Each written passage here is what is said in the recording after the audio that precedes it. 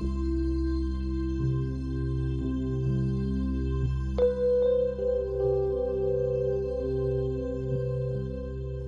to Advanced Hypnotherapy, Dreams and Metaphors. You're about to see a demonstration on how we use dreams and the process of hypnosis to help a client resolve an issue and create a new behavior in their lives.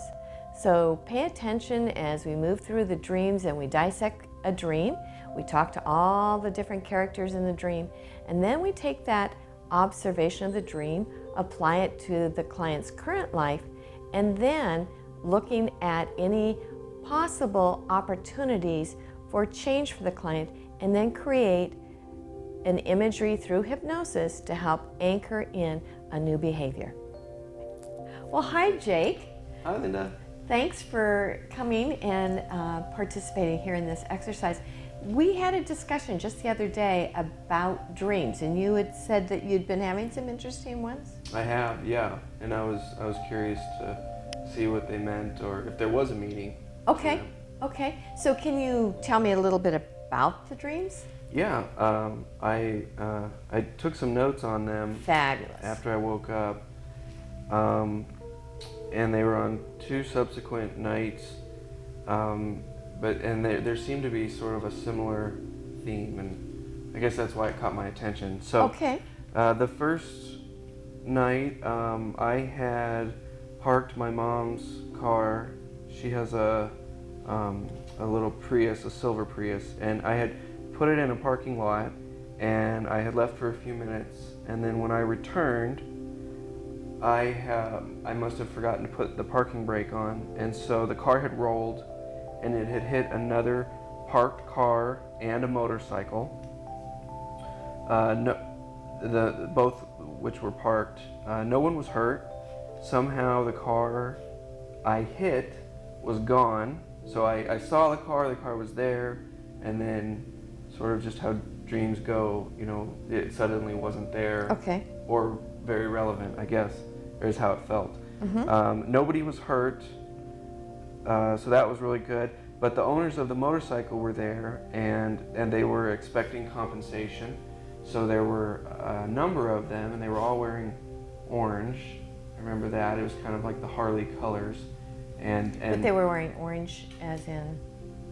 Like the color orange. Okay. Like a Harley orange. Okay.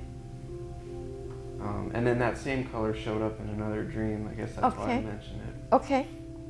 All right. And that was kind of it for that one. And I just, you know, I felt like I did something wrong, and, you know, I was kind of getting caught.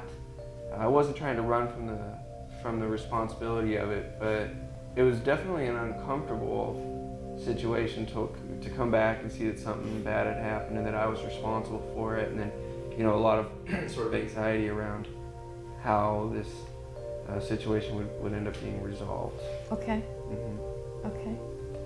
So, and that was really about it for that particular dream. Okay. And then you said you had another dream? Yeah. The following night there were a couple of different dreams that had, and I'll just tell you about them. So, on one of them there was I had a few dozen hats. All of these hats, and they were all orange. They were a very similar color orange to the orange in the previous dream. Mm-hmm. And I could not find the one that I wanted, so I was very frustrated.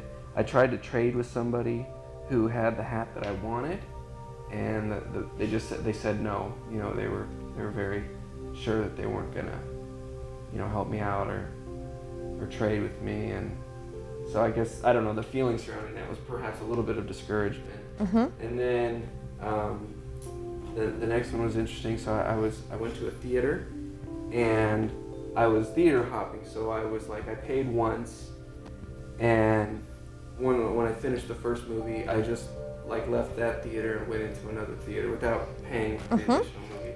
And I did that, I guess, 3 different times. And on the last movie, the theater was full of African Americans. I was the only white guy in there. And that was only significant because I felt them all looking at me. And I noticed them looking at me, and I felt really out of place. And the sense I got was that I didn't belong there for whatever reason. and it was a pretty strong sense that I had imposed. The movie had some sort of like an African American related theme, and so I felt like I was not supposed to be there, you know. And then nothing else really happened after that. And then the last one was I had sort of I don't know if it was a business partner or a crime partner or what it was, but whoever this individual was, and we were stealing money from bad guys, and we had to, in order to retrieve the money, we had to hold our breath and swim underwater, and there was about 20 to 30 feet of planks of wood that we had to swim underneath, and we didn't have very much room to swim, and the closer we got to the end, the less physical space there was. And when I got to the very end, I nearly was trapped between the bottom of this, you know, if it was, I don't know if it was a pool, it was more like like a lake or something. So the bottom of that, and then the planks of wood, and I was trying to sort of wedged underneath the wood, and I got stuck, and I was at the very end, and we had the money, and at the very last minute, you know, this individual, sort of whoever my partner was, grabbed the money and me, and I got unstuck. Yeah, and that, I guess that about sort of sums it up. So Okay. yeah, those were the various dreams I had, and they kind of got my attention. And what about that? You know, you say it caught your attention. What about that? What were the feelings? Well, the feelings were that something was, in each of them, I was doing something wrong. I was somewhere I wasn't supposed to be doing. I was doing something against the law. I had upset somebody. And so there was that was the constant feeling, the thread of commonality throughout all of those. And so the anxiety comes, you know, from not being sure if I was doing the right thing or not, and then, you know, how to handle these uncomfortable situations where I had so much uncertainty. Okay. So, if you were to take any of these dreams, one in particular, and we were to really kind of dissect it and pull it apart, which one of those dreams would you be drawn to? The one where I was stealing something and swimming underwater. Okay, why that one? I don't know. It was really vivid, and it sticks out, and it was clear. Okay. Yeah, I don't know why. Okay. So, let's go back to that dream. Okay. So, it starts out again. With myself and this individual, I think we're above water to begin with. We need to retrieve the money that we had stolen. It was in a briefcase of some sort, and we knew that it was underwater, and there was an obstacle that we were going to have to swim underwater through this obstacle, retrieve the money, turn around, swim back, and get above water in time to breathe. And then I guess from there was, you know, where we would escape. All the while, looming somewhere about was the threat of being caught by the individuals that we stole from.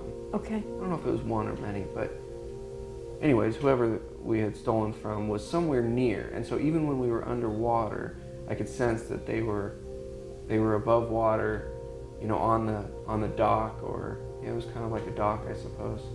Okay. And if you were to pick a character other than yourself in this image, in this dream, if we were going to kind of just dialogue and talk with that image, who would you want to start with? From the dream? Well, I guess I would want to talk to my partner. Okay. So even if you want to close your eyes, if that'll make it easier, Okay. if you were to imagine that partner, what do you notice about the partner? What's the first thing that comes to you? A gray suit. Okay. Wearing a gray suit with like a sharp blue tie, like a baby blue.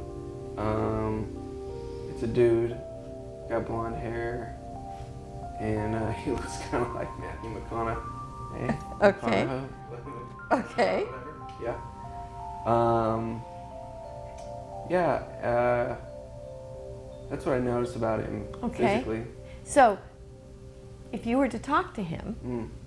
and ask him how you two got into this, or what would you ask him? I'd want to know who we were taking the money from. Okay, so Yeah. so imagine you can ask him that and just whatever, go with the first thing that comes to you. So ask him that. Yeah. Then? Okay. So, you know, who have we? Who did we take this money from? And What's he tell you? What's the first thing he says to you? he says Bob. Okay. All right. Anything else he can And tell? why did we Yeah. take it? And his answer is that he deserved to have it taken from him. Because? He's a bad guy of some sort. And Okay.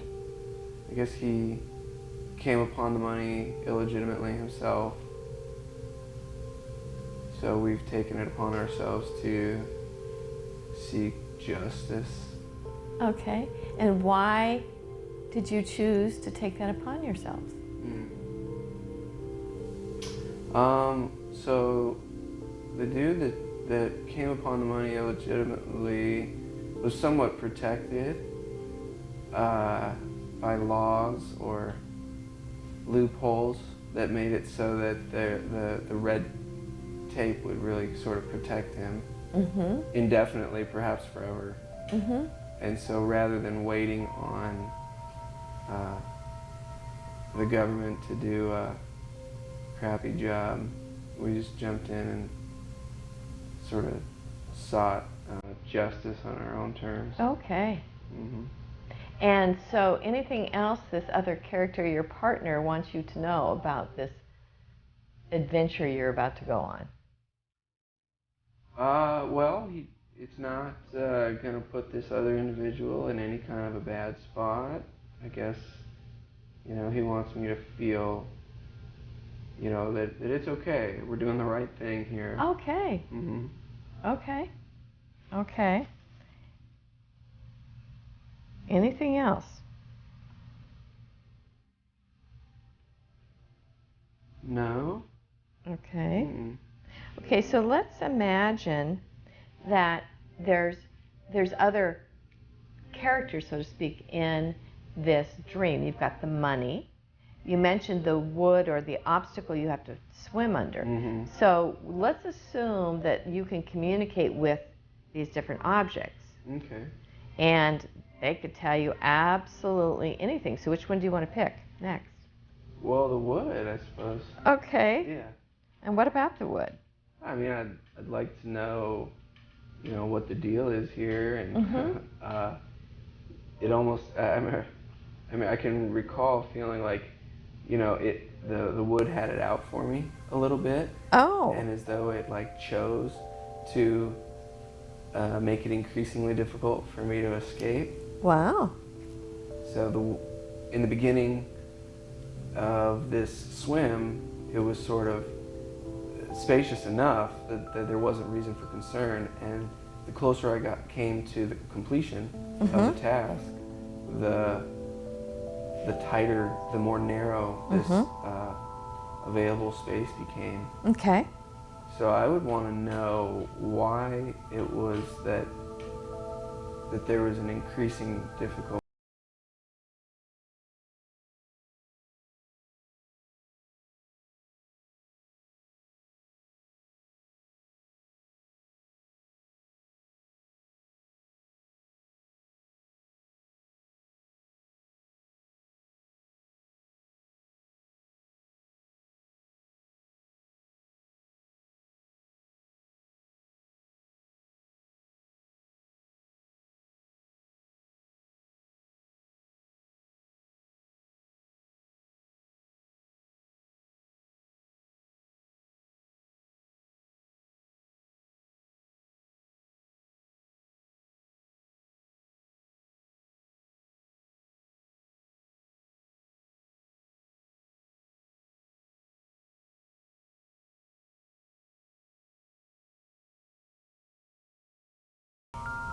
Yet somehow you were able to get through the wood, right? Eventually. Yes. So what does the wood think about the fact that you eventually got through it? Well, I guess he's a little disappointed Because? because he.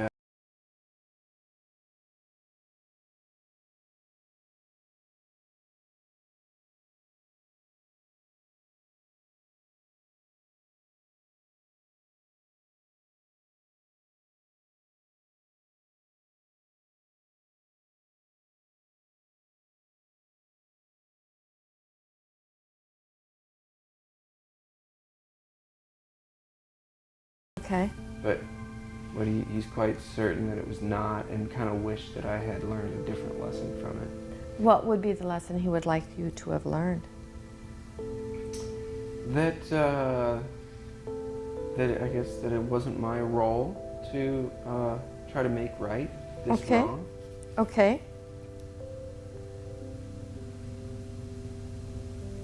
And that regardless of the actions of others, I shouldn't really let that compromise my own Okay.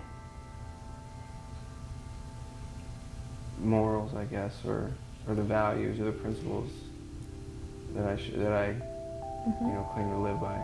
Okay. And how does this object, this wood that you're dialoguing with, and its opinion of how you should or shouldn't have done things, how does that make you feel? Kind of like makes me feel like I guess conflicted. a little Okay. bit. Okay.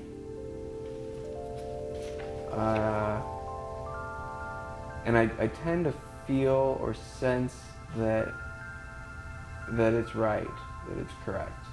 That what the wood's saying is correct? Yes. Okay. Mm-hmm. Whereas your partner, Yeah, it's sort of almost more like, the partner sort of, fed on my anger or righteous indignation, and was able to convince me, but ultimately that guy was more like a flashy salesman, misleading me for what reason I don't know, but that's what I wanted to do. So all I needed was a convincing enough partner. what do you mean that's what you wanted to do? Well, there's like this this part of me that really wants to like poetic justice. So that's what I want to do. That's what I would like to do.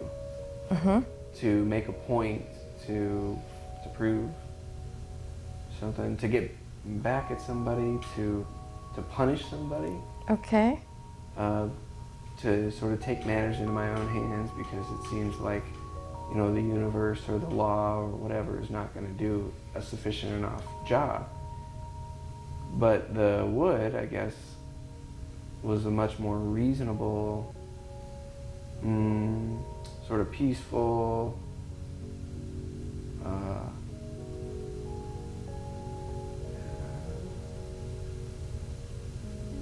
it was a voice. It was like the voice of reason. Okay. And that spoke, I think, more directly to my heart. Okay. All right. Now we have the money. What about the money? If you were to talk to the money.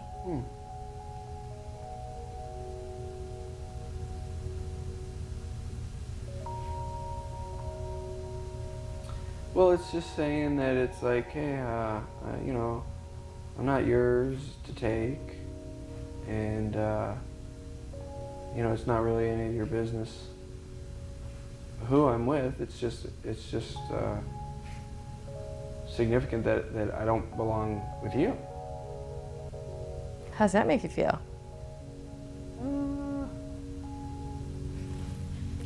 I don't know. I guess I kind of understand. Okay. It makes sense. It sort of like counters what I'm hoping to achieve, but it makes sense, though. It resonates. Okay. All right. And then actually there is another object here, and that would be the water. Mm-hmm. What about the water? Hmm.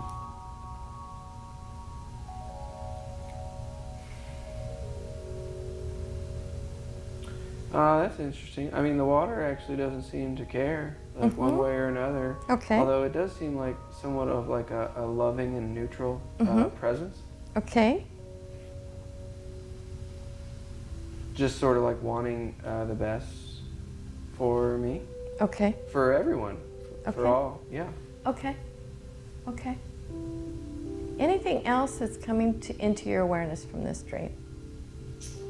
Well, I can see like as I'm under the water at the end of that, at the end of the swim where it's difficult to get out and I'm struggling to break free of the wedge that the woods created with the floor of the body of water.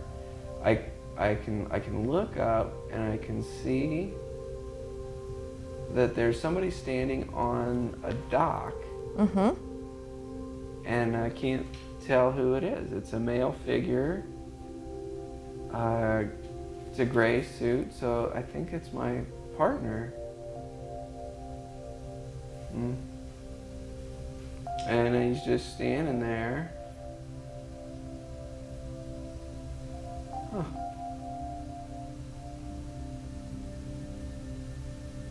And I get the sense that he doesn't really have much concern for what happens to me. So I get the feeling that if he could get the money without also helping me, that he would take the money. And how does that make you feel? You know,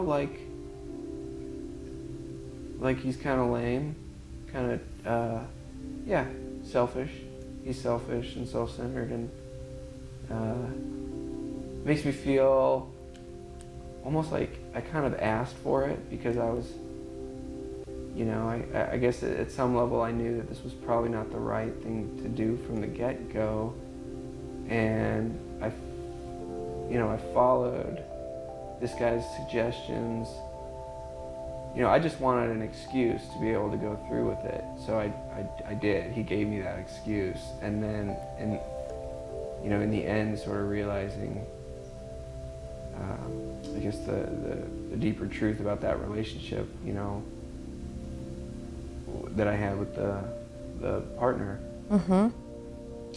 Seems really clear that it sort of validates the idea that I wasn't, you know, that wasn't the right decision in the first place. Okay. So you have all these different characters, all these different elements in the dream. And there is this belief that all those different characters are actually different parts of ourselves.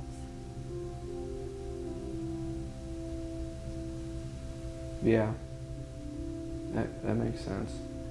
And based on all these different parts, it appears there's some sort of conflict. And how would you like to resolve that conflict? What do you think you'd like to do?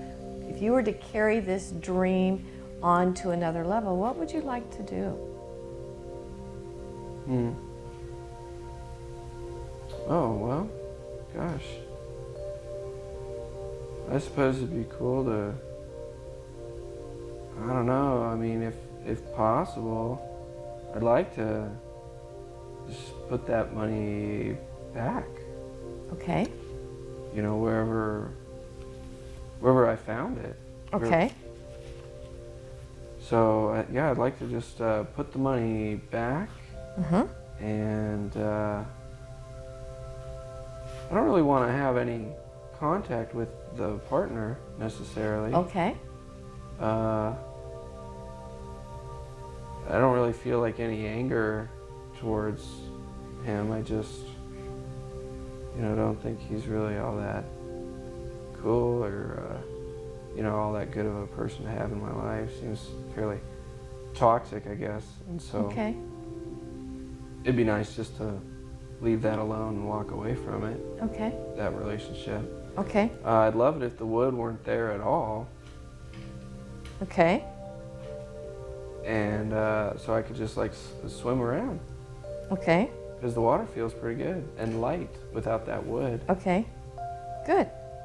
So if you imagine that you are putting the money back, back where you found it, walking away from that relationship that seemed somewhat toxic, that somehow you were able to move the wood out of the way, and you're swimming, what does that do for you?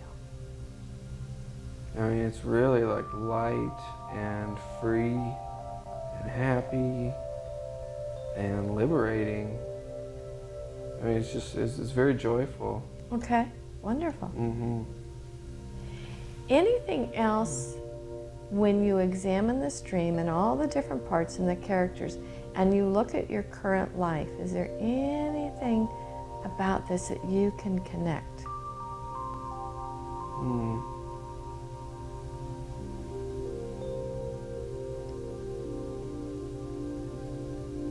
Well, the one thing that comes to mind is that I'm engaged for the first time ever, and I face a lot of sort of uncertainty about that. I mean, I don't know if it's like, related to this, how it would be related to this dream or not. Okay. But that's what comes to mind. Okay. Can I offer an observation? Certainly. I noticed that you, when you were describing the partner, one of the words you used to describe the partner is that he was lame and selfish. And there's money involved. Taking money from, supposedly, it doesn't matter, but it's like moving money around and playing with it. And what's right, what's wrong, to do that with the money. And that the partner doesn't seem to really care all that much. Right. And is there, or has there been recently any other relationships in your life that have been questionable for you? Yeah. And you've been unsure what to do about it? Yeah, definitely. Yeah, there was, absolutely. It was a guy that I was helping in his recovery from alcoholism for quite some time. And he would lie to me. He was somewhat manipulative. He would throw guilt trips out there. And all I ever did was bend over backwards to help the guy.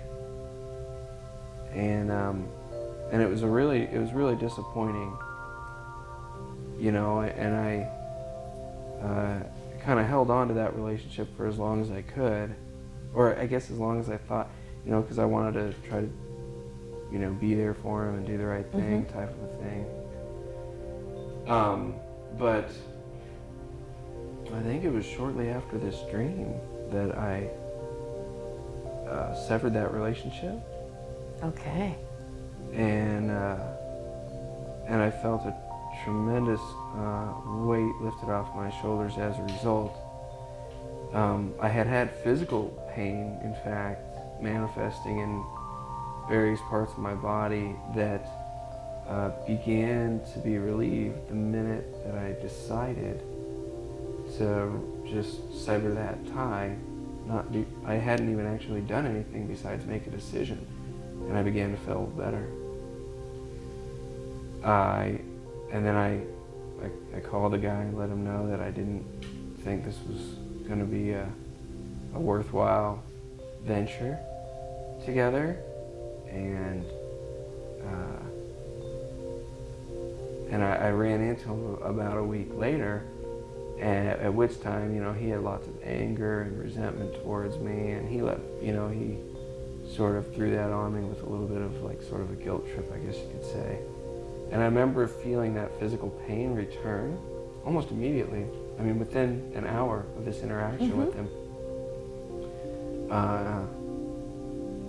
And so, anyways, and then I had a little bit of fear each time I would be somewhere where I thought he might be. I was a little bit fearful about running into him and how I might be able to handle that. But I have seen him since, and I was just, friendly, and I established a little bit of a boundary, letting him know that I think distance maybe space is a really good thing for this relationship.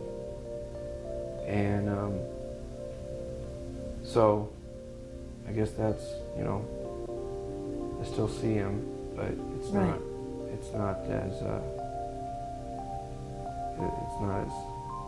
like full of fear. I don't know, I don't really feel much fear.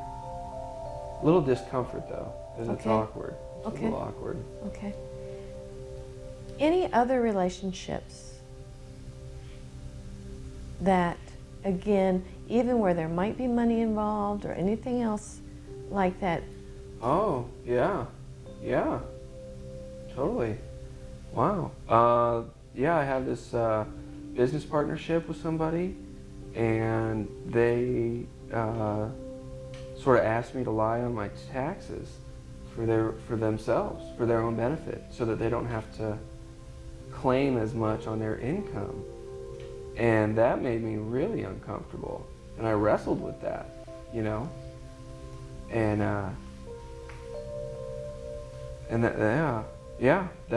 that has also since been resolved. Though I actually decided to, I've been in this sort of ongoing business relationship with this individual for about 5 years, and in the last year, we really, created a fairly lucrative partnership. And so in the last year, we've made more money than ever before, and as a result, this like scenario came into play, and I ended up actually just deciding that I was done.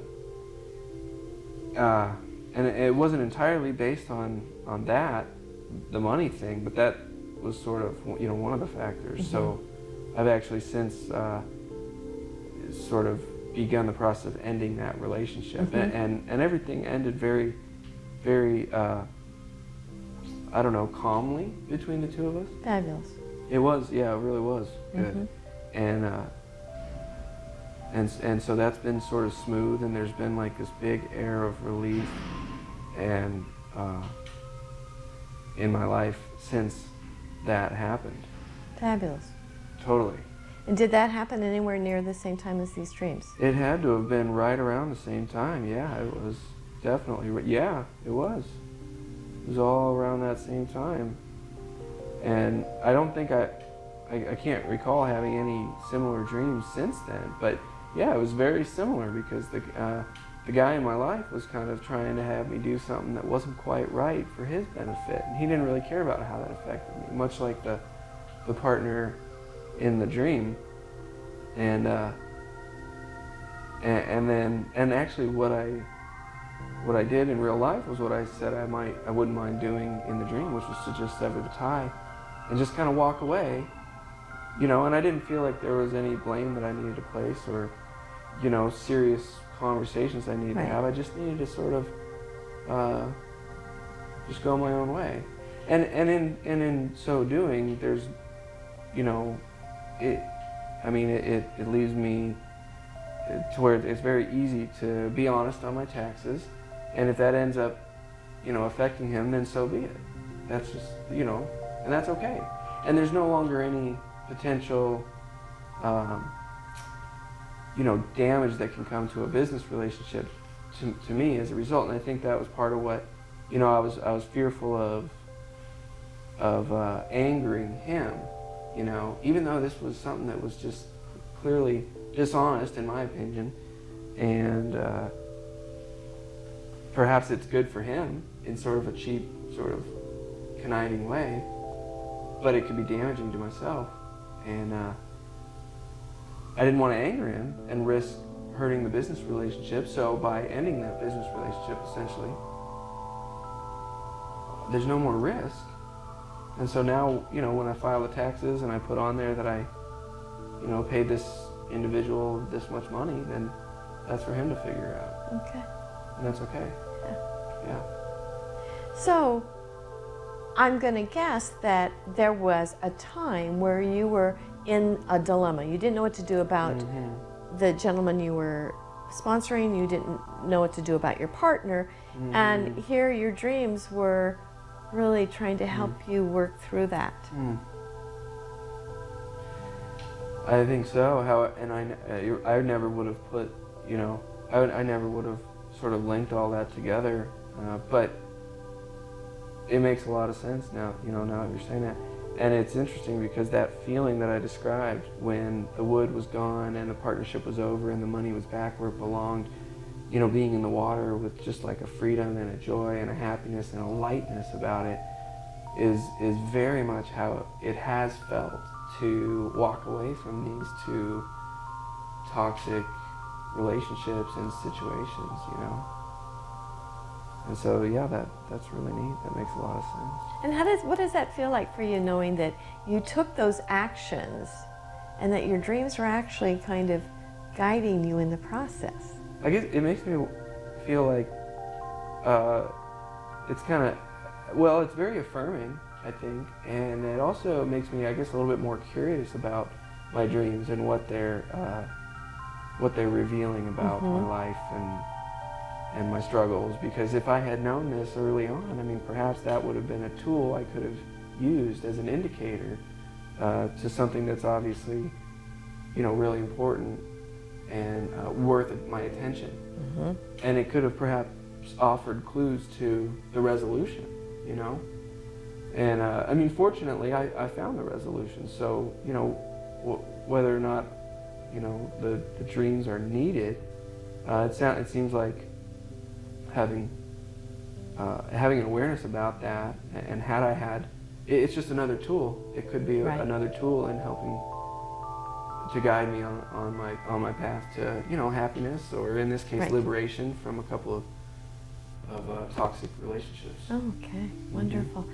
Now, the last little piece here, that one of the things I noticed that was kind of a theme in all of your dreams is the fear you were doing something wrong. Is that something that is common for you?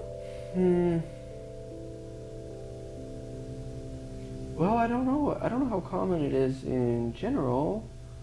Well, yeah, I guess it is a little bit. Yeah. I don't know why. Okay. I tend to. Sometimes it's really hard for me to make a decision, and so when I do make decisions, I'll oftentimes second guess myself. Okay. And wonder if that was the right thing or not.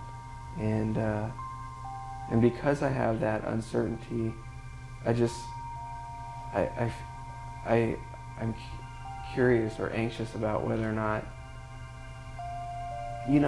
whether or not I should be sharing that uncertainty with certain people. Okay. So, like, for example, the uncertainty about getting married, I don't feel, I guess I wonder whether or not I should be sharing that with my fiance. And we do talk about these kinds of things. However, I fear sharing with her something that's not really rooted in anything other than fear. I guess I worry about, sharing that with her and making her anxious or nervous when I feel like that uncertainty comes from a weak place. It's not, I don't feel like it's rooted in any kind of like substantial, gut feeling that this is wrong, because I don't feel that's the case. And then, if I have uncertainty about my job or something, like the question arises in my own mind, is that something I should be sharing with my supervisors? And, I tend to think no, because it just seems like it would just create confusion, so I feel like if I'm committed to the relationship, which I am, that I just need to see that through, and if I have insecurities about it, that's okay, but I don't feel like I should be involving the other person in me working that out. And the same thing, I guess, I feel is true in like a work situation. If I've made a commitment to a job, and I have insecurities about it, I guess I just feel like it might bring more confusion to the situation if I were to share that with like a supervisor or something. I mean, I guess I feel like I've either decided to do it or not do it. And if I've decided to do it, I feel it's my responsibility to, you know, work out the internal struggles I have within that job or that relationship, and let the, you know, the people involved, my fiance and my supervisor, know that I'm committed and I'm, you know what I mean, I guess? Sure, absolutely. So would it help you if we could create some sort of imagery exercise that you could practice when you're in those moments of uncertainty? So Yeah, that would be fabulous. and be able to use that, and even knowing how effective your dreams are, that whenever you're in that moment of uncertainty is giving yourself the assignment when you go to sleep to help you resolve that uncertainty. That'd be amazing. Okay, so when you think of uncertainty, you said it's not really something real tangible. If you could give it a shape or a color, or if you could, when you think of uncertainty, what's the first thing that comes to you? Static, like on a television. Okay, You know, okay, the snowy kind of, you know, when the channel didn't come in with old analog okay, receivers. okay. So we want a clearer picture. Yeah. Okay, so I'm going to ask you if you'll uncross your legs for just a minute. I want you just to close your eyes. Yeah. Okay. And I want you just to take in a nice big deep breath. And relax. And take in another breath. And relax. And know that each time you're taking in a breath, you're breathing in positive energy. Every time you release a breath, you're releasing any negativity, allowing yourself to relax completely and to let go. Taking in a breath, and as you release it, you let all the muscles in your head and shoulders soften and relax.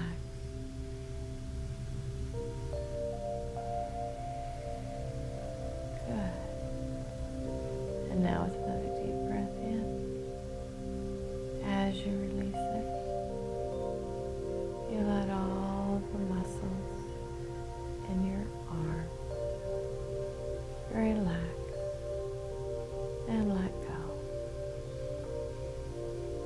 allowing yourself to sink even deeper and deeper down. And now with another deep breath in, as you release it, you let all the muscles in your chest, your stomach, all the way down through your toes, relax and let go. Sinking deeper and deeper down. Now, the intention at this time is to create the resources and tools to help manage feelings of uncertainty when you experience them. And at times when you are experiencing uncertainty, it might almost be like the static on a TV screen. Things are unclear, difficult to decipher.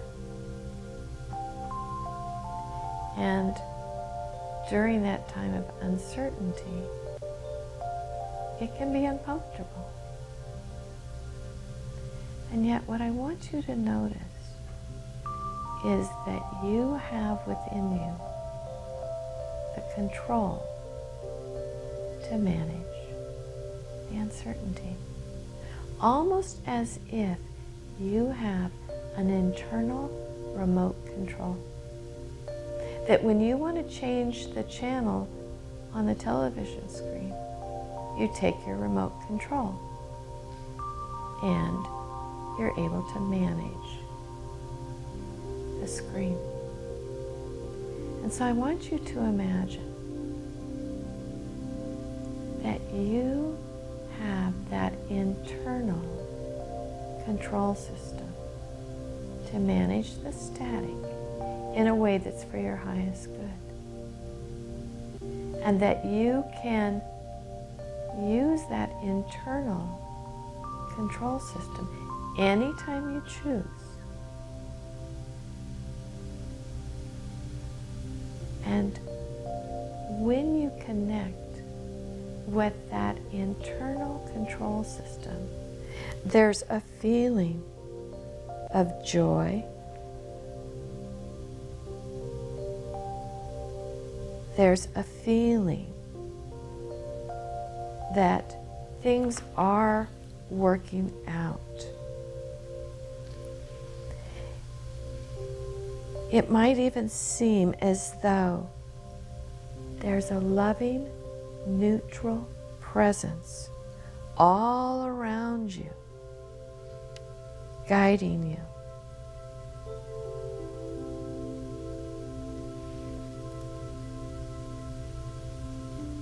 And that to connect with this inner control system is natural for you to do.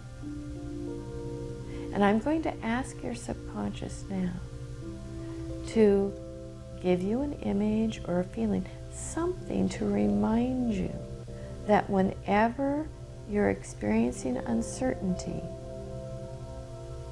that you can connect to that internal control system in some way. And there might even be some sort of physical action that you can do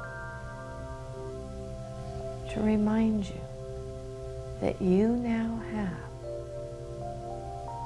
that internal control system to manage uncertainty in a way that is healthy and for your highest good. And I'm going to ask the subconscious to anchor in that knowing that you are surrounded with a loving, neutral presence, helping you to experience the joy of life and removing the uncertainty.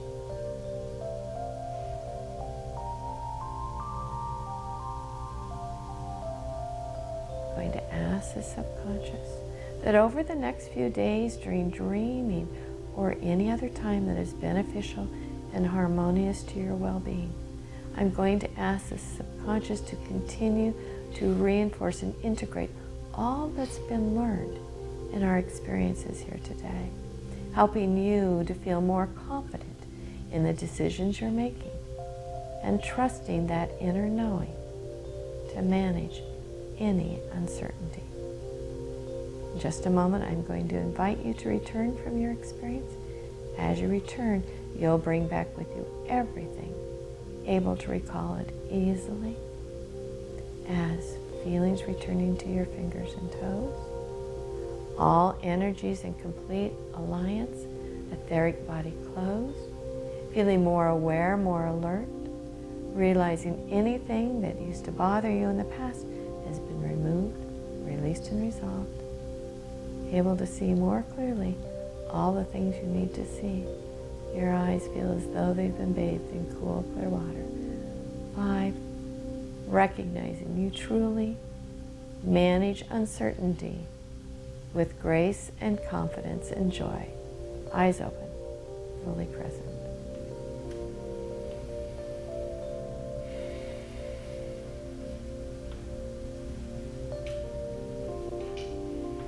That was nice. What was nice about it? Well, it was pretty effortless, and I felt a remote control. I saw a remote control, Uh-huh. and I kept fiddling with the channels, and I finally just turned it off. I just turned it off and put the remote control down, and it felt really good when I did that. Fabulous. yeah, it was great. That was like the image that came to my mind, and it just, you know, I guess it made me feel like I could picture myself at my desk or in a social environment or something like that where there was uncertainty, and I could see just taking a remote control and hitting the power button, and it just kind of, and becoming really, really present, you know, in those moments. Fabulous. Mm-hmm. It was nice. Good. Yeah. So I'd like you to complete this statement. Mm-hmm. I now feel as if. I now feel as if How would you finish that statement? I can manage uncertainty with grace and ease. Good. Excellent. Yeah. Anything else, any other observations or any other comments about the dreams and what we did today? Well, it's a validating experience, I guess, and affirming about the power of dreams and the metaphors and what they represent, and you know, so I'd like to, you know, perhaps just be able to, knowing that, utilize the dreams as a tool in the future as opposed to a reflection, you know, maybe use it proactively perhaps Fabulous. in overcoming obstacles or challenges in my life. Okay, great. Yeah. Thank you. Thank you very much. Thank you. Okay. That was great.